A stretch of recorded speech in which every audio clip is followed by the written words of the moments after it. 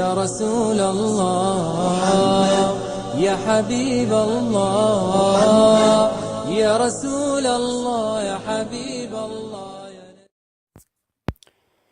الحمد لله والصلاة والسلام على رسول الله اما بعد. از ابو هریره رضی الله عنه روایت است که پیامبر خدا صلی الله علیه و سلم فرمودند از 7 گناه هلاک‌آور اجتناب کنید. گفتند ای رسول خدا آنها کدامند؟ فرمود شرک به خدا، سحر، کشتن انسان بیگناه، خوردن ربا، خوردن مال یتیم، فرار از جهاد و تهمت زنا به زنان پاکدامن و بیخبر. حدیث متفق علیه. معنی شرک را قبلا در قسمت اول بیان کرده بودیم که غیر از الله تعالی کسی یا چیزی دیگری را معین و مددگار، رزق دهنده، حاضر و ناظر، مدبر کائنات و غیره اعتقاد کند و با همین عقیده از دنیا درگذرد. معنی سحر این است که انسان از جنها و شیطانها مدد جسته الفاظ کفرآمیز را به زبان میراند تا جنها به او مسخر شوند. جدایی در بین زن و شوهر، عداوت و دشمنی در بین دو نفر و غیره از نتایج همین سحر است که خیلی خطرناک بوده غیر از زیان و ضرر چیزی را به بار نمی آورد. انسان ساحر یعنی جادوگر به اتفاق علمای اسلام کافر است. معنی خوردن ربا سودخوری است، یعنی انسان با عهد و وثیقه 100 سامان قرض داده در برابر آن 105 سامان میگیرد. انا همان 5 سامان که میگیرد حرام و سود است که از جمله گناهان کبیره و هلاک‌آور است و در آیات و احادیث بیشمار مذمت و تنقید آن بیان شده و وعیدهای سخت وارد شده است.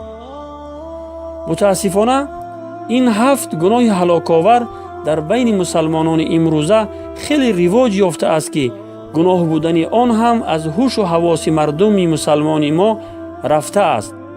خصوصاً به زنا تهمت کردن زنان پاکدامن که خیلی در بین مسلمانان ما رواج یافته است. همین که زن حجاب داری را بینند میگویند که اینها همه فاحشه هستند، اینها فلان و فلان هستند. به یگان دلیل و حجت زن پاکدامن را به زنا تهمت میکنند. برادر و خواهر عزیز، این سخنان گوهربار پیامبر خدا صلی الله علیه و سلم را با جان و دل بشنوید و از این 7 گناه هلاک‌آور بپرهیزید. أستغفر الله مجري الفلك في الظلم على عباب من التيار ملتطم. أستغفر الله منجي المستجير به إذا ألم به ضرا من الألم. أستغفر الله غافر الذنوب لمن بالانكسار أتى والذل والندم. أستغفر الله ستر العيوب على أهل العيوب ومنجهم من النقم.